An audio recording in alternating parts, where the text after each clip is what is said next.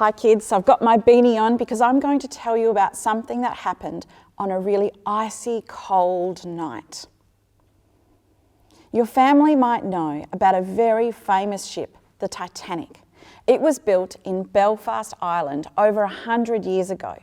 Construction began in 1909 when building ships was a very competitive business for the very rich.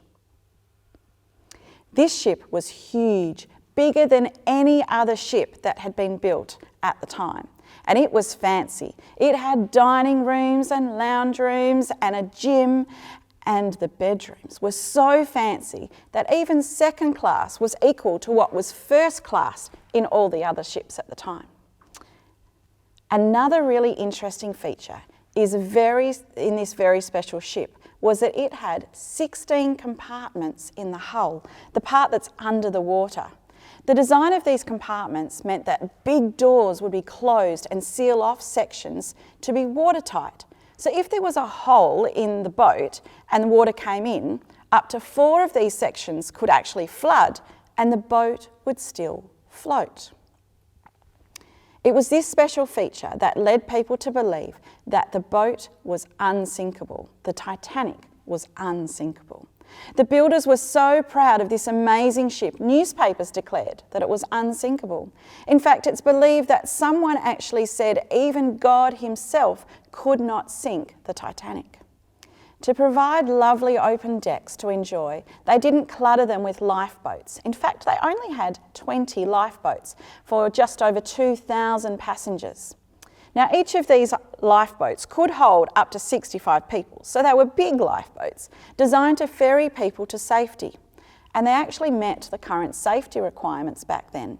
Besides, they didn't think that they would need lifeboats to save people.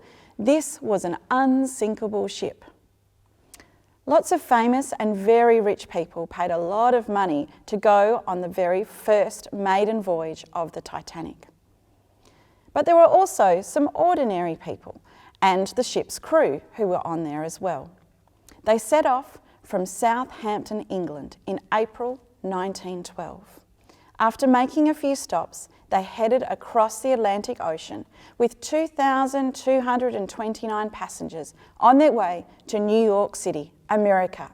There was so much hope and excitement and pride in this incredible ship that it would take them to a place of joy and freedom.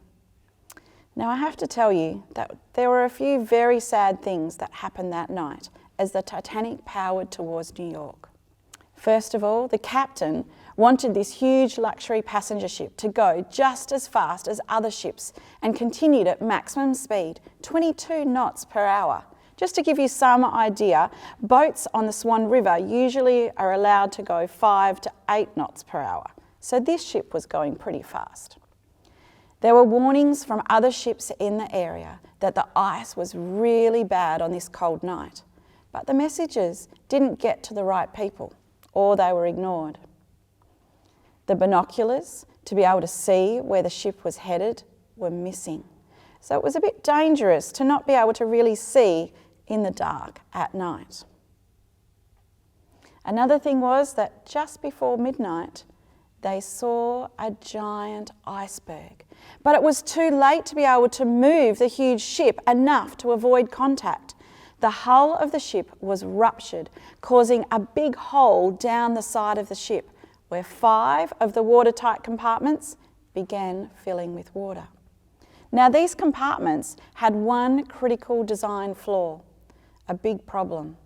The walls at the top were not sealed. So if one compartment filled, it would actually overflow at the top into another. They had never planned on a really bad damaged iceberg hit to the hull. So the ship they were so proud of on its very first voyage actually sank. Only 711 people were rescued.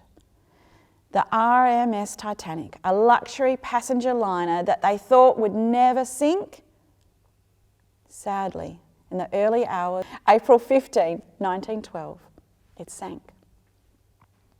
So families, if you want to just have a chat about the pride that the people felt about the Titanic and how that impacted their decisions and how pride can impact our decisions, then there's more discussion questions on our website as we talk about being humble.